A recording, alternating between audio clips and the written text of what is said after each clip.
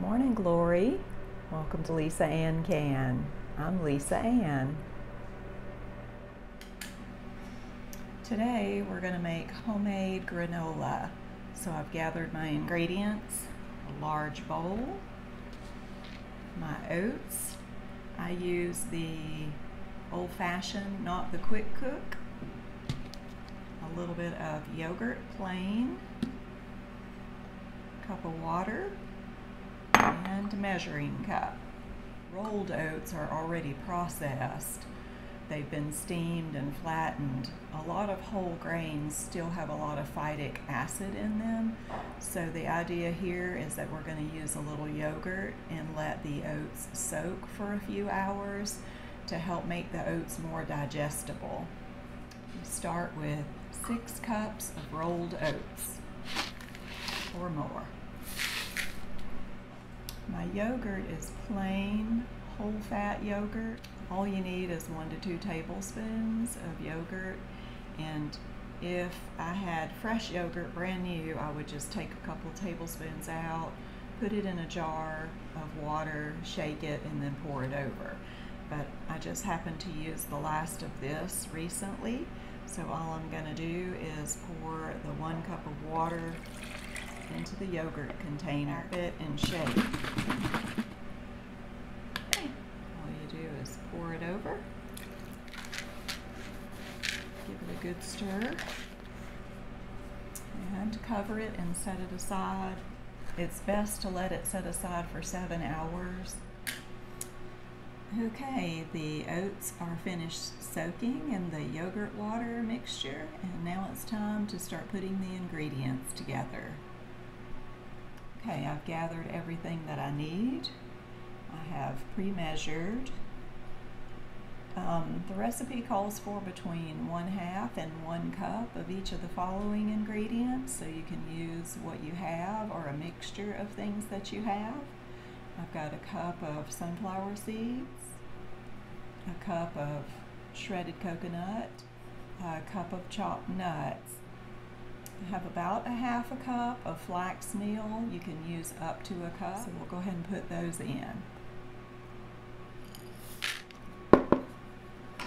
Next, we're going to sprinkle over a teaspoon of salt, 2 tablespoons of cinnamon. Give that a stir. Next, we're going to sprinkle over a tablespoon of vanilla extract. Stir that in. This is a 1/2 cup of oil. I use a combination of olive and sunflower. You can use coconut or any oil that your family prefers. Okay, so 1/2 cup. And keep that cup handy. Stir. And finally, we'll put 1 cup of honey or maple syrup. I like to use 1/2 of each. I actually use a little less than a cup because we don't like ours so sweet, so anywhere from 2/3 to 3/4 really is plenty. The reason I said hang on to the cup is because when you put the oil in there first, the oil coats the cup, and that helps the honey and maple syrup come out and not stick to the sides. Stir that in very well. And an optional ingredient that our family has really grown to love is the zest from 1 orange. And a final stir. Okay, the next step is to put it on your dehydrator, or if you don't have a dehydrator, you can cook it in your oven. You can quick cook it at 350 for about an hour, turning it very frequently to keep it from getting too dry. Or if you want to do it overnight, you can put it in your oven on warm. That's usually 170 degrees. Our oven actually stays 170 with the light bulb on, so you could try that. So I have a dehydrator, so the next thing is to load the dehydrator sheets.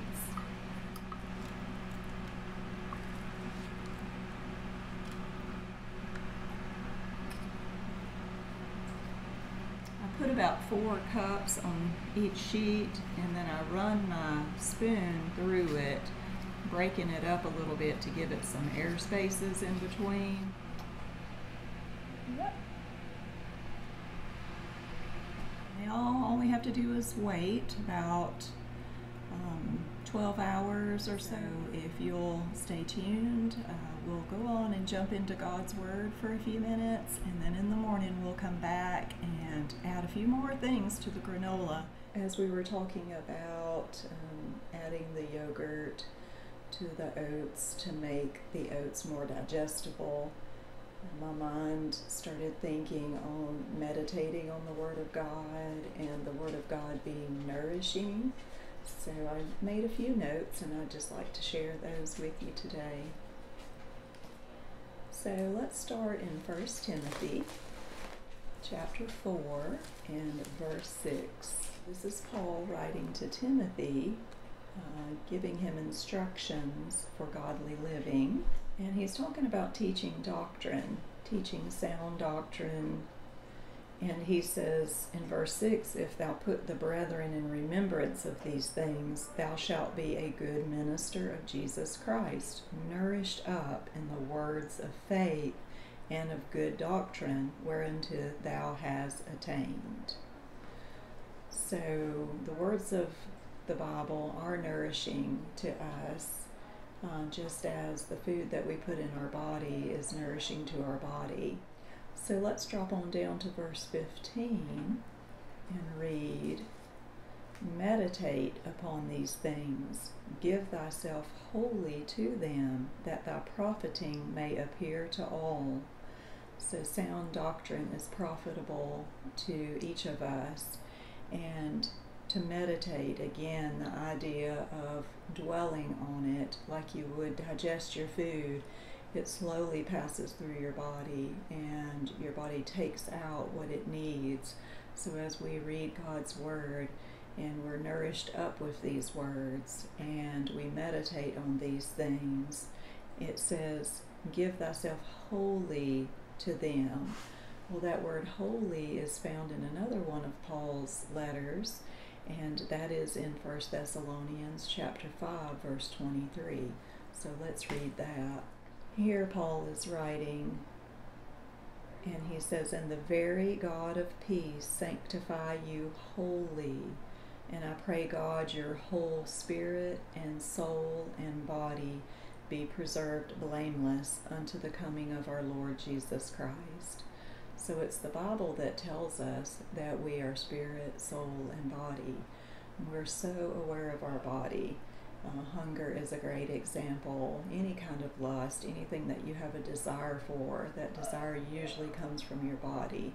So we're going to feed our body good food, but that's not necessarily going to help our soul and our spirit. It might help our soul be happy, because when we eat, sometimes that gives us a very good feeling, a feeling of health and strength, that we can go and do the work that we need to do. But our spirit is hungry also, and the way we feed it and nourish it is through the words of Scripture. So as always, I just encourage you to spend time every day reading the Word of God.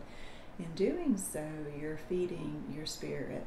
Your spirit won't tell you you're hungry like your body will. It's just something that your spirit and your mind are linked together in Scripture. You renew your mind by what you know. So that's where the sound doctrine comes in. One other thing before we go, I'd like to take a look at that verse again in 1 Timothy 4. Verse 15, meditate upon these things, give thyself wholly to them, that thy profiting may appear to all. In Paul's letters to Timothy, which are letters to us, Gentiles in this age of grace, this dispensation of grace that we live in, Paul instructs us to meditate on the Word of God. He instructs us in verse 13, till I come, give attendance to reading, to exhortation, to doctrine.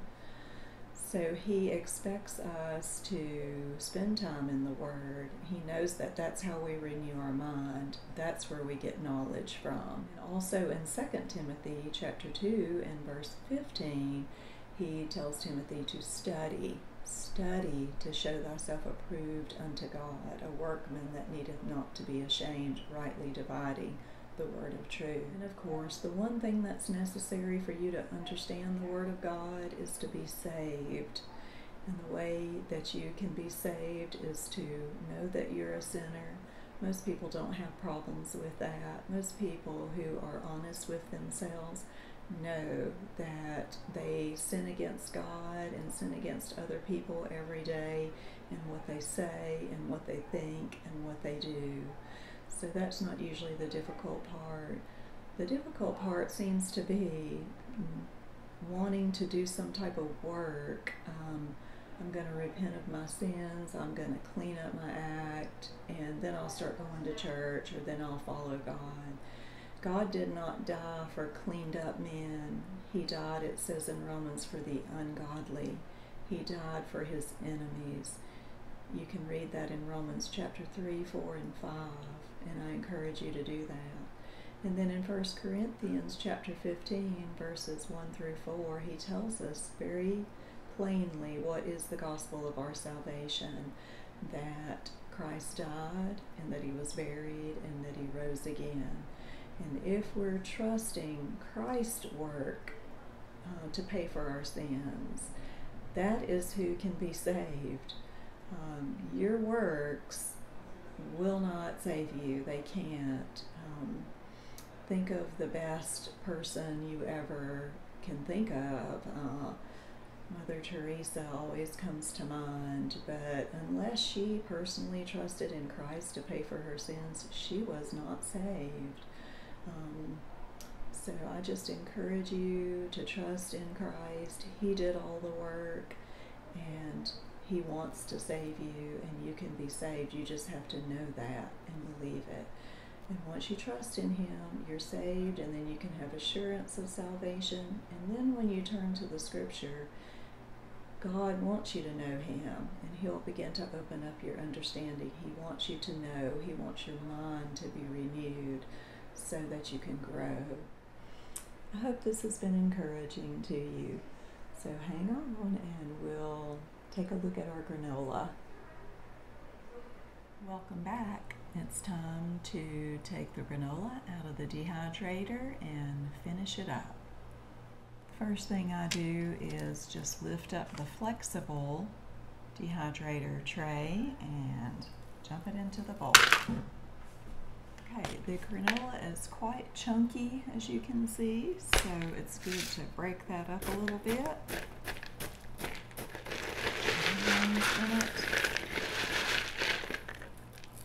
Now this is the step where if you desire to put dried fruit in, do that. We love craisins, and it especially goes well with the orange flavor from the zest. We have used dried blueberries and raisins, dates. The reason you don't put those in before they go into the dehydrator is that those get really hard. So put them in the last step. About a cup or more, whatever you prefer. A little more. Transfer it all into an airtight container. This is going to be loud. And there you have it, homemade granola. Before I go enjoy my granola breakfast, I just wanted to say thanks for watching. I hope to see you again next time. I will post a recipe in the description below. See you soon.